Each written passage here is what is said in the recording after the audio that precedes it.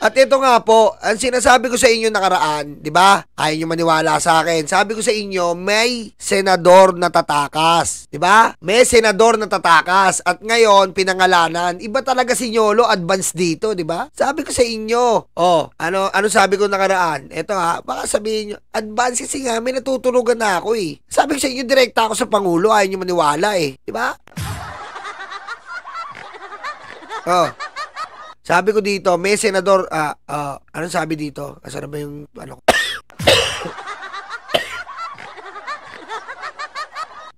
Hello? Ano ba to? Not feeling well Diba sabi ko sa inyo, may senador po na patatakas. May senador na po na patakas. Kasi po, natatakot. Natatakot po itong senador na to dahil nalalapit na ang paghuhukom. Ngayon, nagbabalak po na lumisa ng bansa at siya ay magtago-tago at magpakalayo-layo. Di ba? Magtago at magpakalayo-layo. Nakaraan ko pa sinabi sa inyo to. Ito po pakita ko lang sa inyo. Baka sabihin nila, hindi advance ang ano natin dito eh. Ayan o. Ayan po siya, ayan o. Senador, huling-huli, patakas na. Nakaraan pa yan. Diba? Ayan po. Ngayon, hindi ko pinangalanan yan. Pero ngayon, lumalabas sa balita, sino? Si Jinggoy. Patakas na si Jinggoy.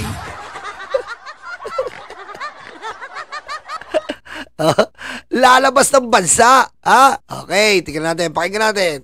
A Philippine senator on an immigration watch list asks the anti-graft court for permission to travel abroad. Senator Jinggoy Estrada intends to go to Japan from December 26 to 31. Oh my God.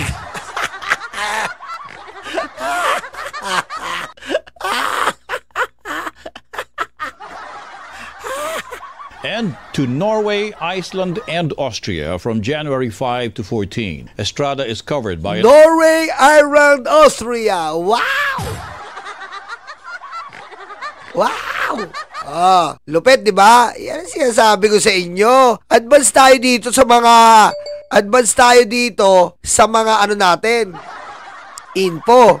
Immigration Lookout Bulletin order after he was accused of getting kickbacks from flood control projects. The Sandigan Bayan 5th Division gave Estrada 5 days to submit his authority to travel and other documents to support his request. A court denies... bakit? Magtatago na yan. Mamamasyal sa Japan at ang info. May ito pa Kala mo, Jinggoy, tapos na kami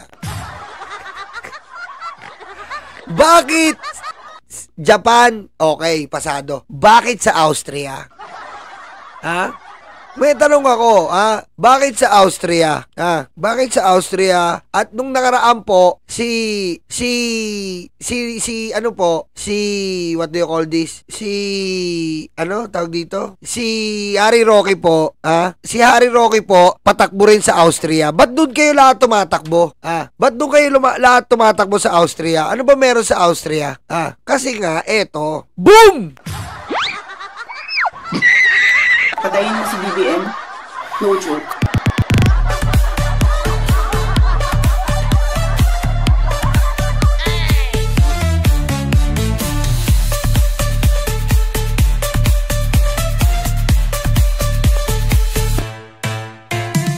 Kasi nga, eto, sino ba yung nasa Austria? Luli Arroyo is Marcos, pick for Philippine Ambassador to Austria.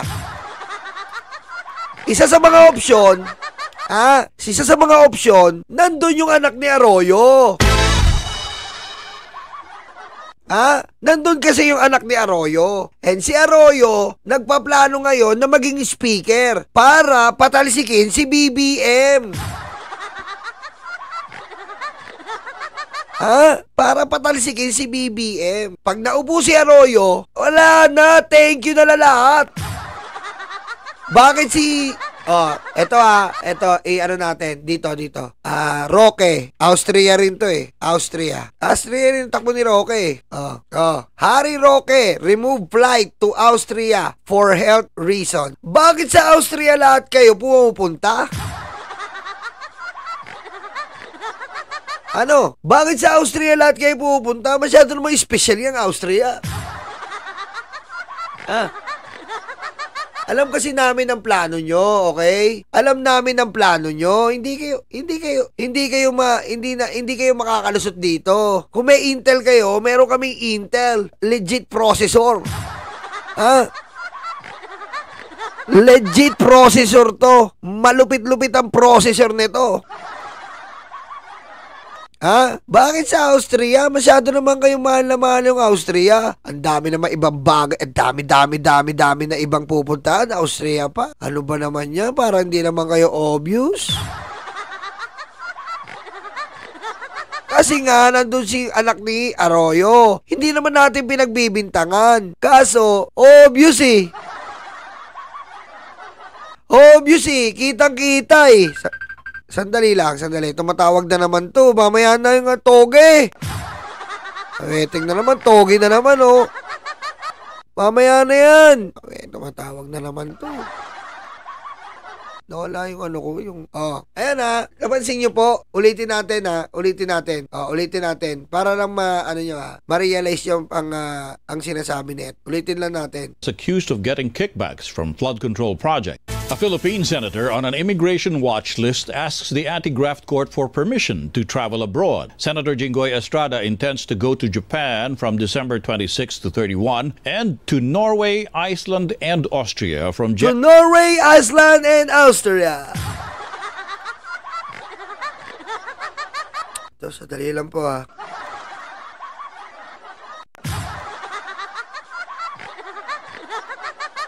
Ayan na, yan. Kasi nga po, kaya tatakbo, ayan no, Arroyo, ayan, nasa Austria. Si Harry Roque, Austria rin. Magtatago na ang mga talipandas, ayan, magtago-tago na kayo. Magtago-tago na kayo. Yan ang sinasabi ko sa inyo. Yan ba hindi guilty, magtatago? Aray ko. Diba? Tapos may lumalabas ngayon. Hindi ko talaga makita yung meeting eh. May meeting po ngayon eh. Nawawala eh. May meeting ngayon eh. Kanino ko ba nakita yon? May meeting po ngayon na ginaganap eh. Ayun. Ito po, ito. Ito kay Rich. Ito muna kay Rich. Ito. Post ni Ramon Tulfo, nagpatawag ng malaking meeting ang mga DDS sa Quezon City Sports Club noong Sunday. Ang mga dumalo ay former mayors, councilors at iba pa. Isa sa agenda nila ay kumbinsihin ang kanilang mga congressmen na palitan si Body G. Ayan po, may bagong plano na naman.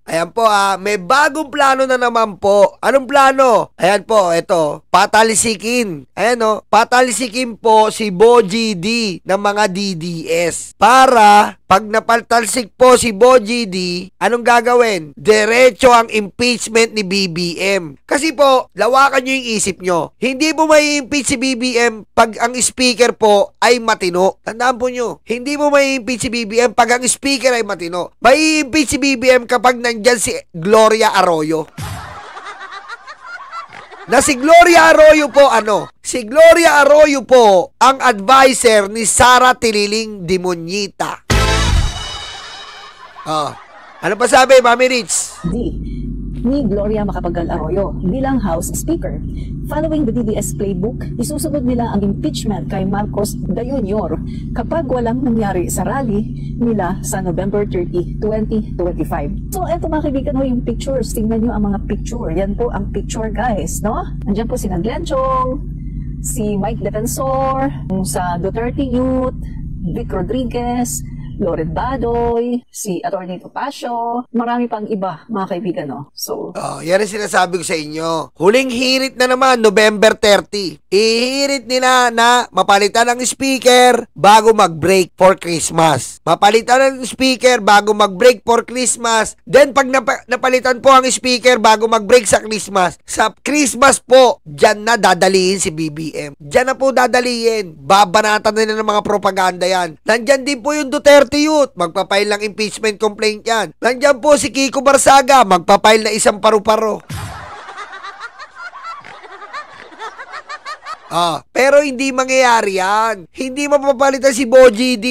Dahil po, karamihan po sa kongreso natin ngayon ay matatalino. Alam nila sa sarili nila na si Saldico ang nagnakaw ng karamihan ng budget. Alam nila yun. Sila Puno, yung mga matatanda dyan na veterano na mga congressman, alam nila ang nangyari sa budget. At kung si BBM ang nagtangay ng budget ng kongreso, o ng lower house, galit na galit yan. Magiging galit na galit ang mga kongreso. Kaso hindi. Alam nila ang nangyari dyan sa BICAM.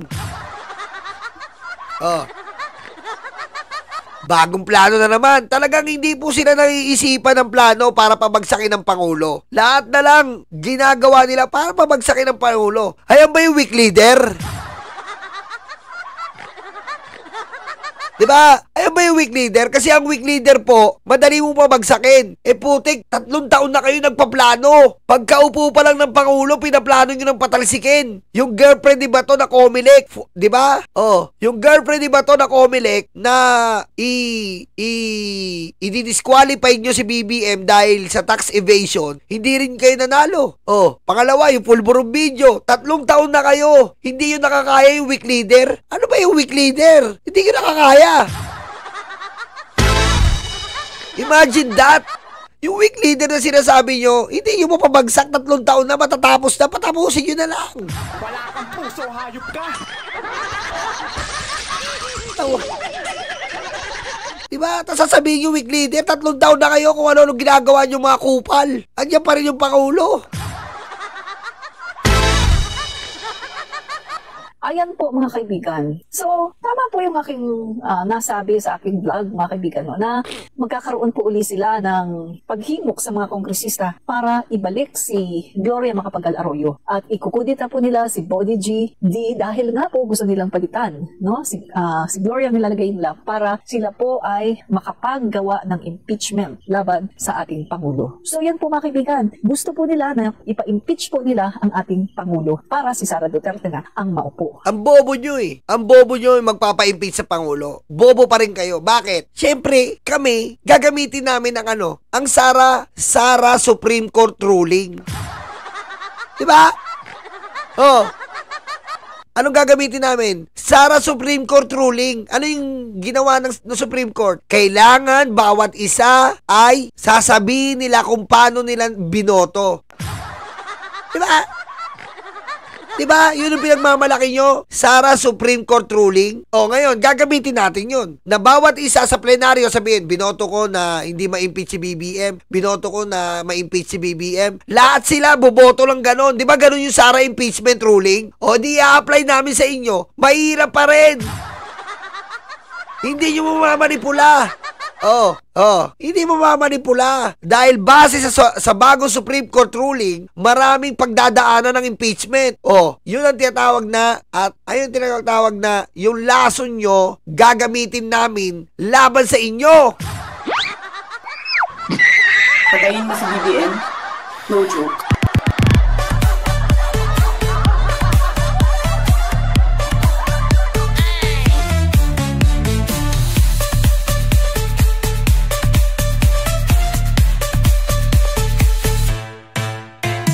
Ayan po yun yung sinasabi ko sa inyong senador na gustong tumakas. Ayan po yan ang sinasabi ko sa inyo. Ito yun, no, nung nakaraan, ito na yun. Hindi ko ma-i-open kasi nga, ayan senador, huling-huli, patakas na. Papunta na ng Austria dahil nandun ang anak ni Aling Maliit. Hello, Garci. Sir, punta si Jinggoy yan, tsaka si Roque. Pakiasikaso. Hello, Garci. Pakiasikaso, Garci. Thank you, more.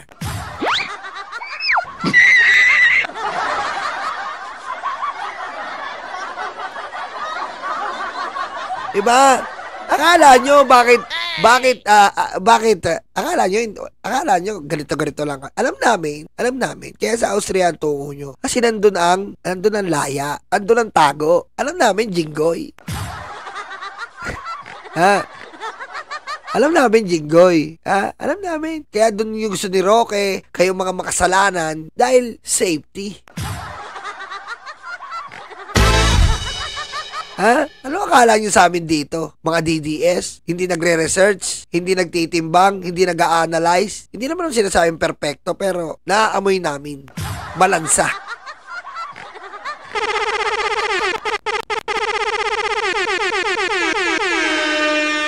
Diba? Ayan o. Kitang-kita o. Ayan o. Malansang malansa. Ayan o. Oh. Tignan mo nandiyan o. Solar sa noo. Vic Rodriguez. Ayan o. Duterte Iyot Party List. Glenn Chongo. Oh.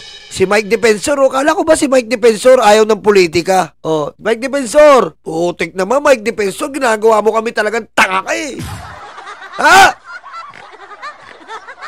Ha? Ano sabi ni Mike Defensor? Alam mo, ayoko na eh. Ayoko pa makailam dito. Putik ngayon, hindi ka na nakikialam, organizer ka na.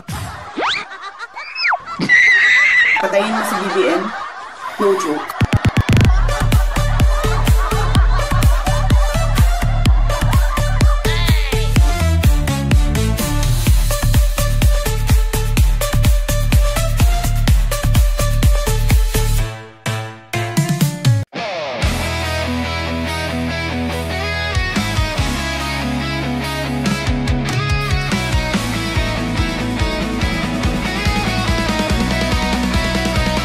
Walang prenong bibi, puro kwento, mga peke ito, ulang na mangga aso, pilit ginigiba, hindi natutumba, handang mong harapin kahit sino pa sila. Ang namimungger, yun ang bangag, inubos ang Pinoy, yun ang bangag, nakakulong sa heg, yun ang bagag, sidigong ay bangag, sidigong ay bangag, hindi kayang isang tulad mo, galit na galit sa'yo dahil uubusin mo mga kurat ko, tangga multo, maganda kayo. Si Baby M ang bubo sa mga kagaya niyo. Hindi kayang talunin ang isang tulad mo, galit na galit sa'yo dahil uubusin mo mga kurat ko, tangga multo, maganda kayo. Si Baby M ang bubo sa mga kagaya niyo. Laging niyuyurakan, laging sugatan, kahit duguan diniretso mo ang laban. Ang kapatid mo ay punong-puno ni luga, mapagmataas pero siya ay sobrang baba.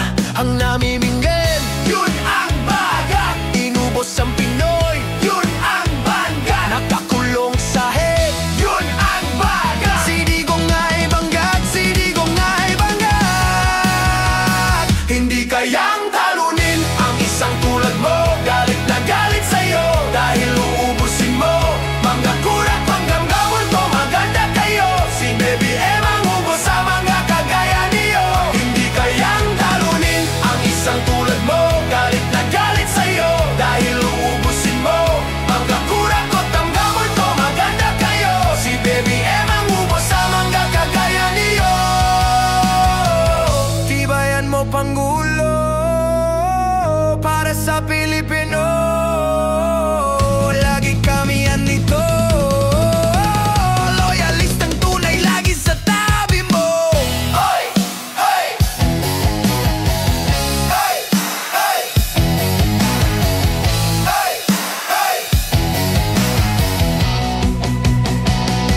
Ang namiminggan, yun ang bangag, inubos ang Pinoy, yun ang bangag, nakakulong sa head, yun ang bangag, sidigong kay bangag, sidigong ay bangag. Hindi kayang talunin ang isang tulad mo, galit na galit sa'yo dahil ububusin mo mga kurat kon multo, maganda kayo. Si Baby M ang ubos sa mga kagaya niyo. Hindi kayang talunin ang isang tulad mo, galit na galit sa'yo dahil ububusin mo mga kurat kon multo, maganda kayo. Si Baby M ang ubos sa mga kagaya niyo. Tibayan mo Pangulo para sa Pilipino, lagi kami andito. Noy ang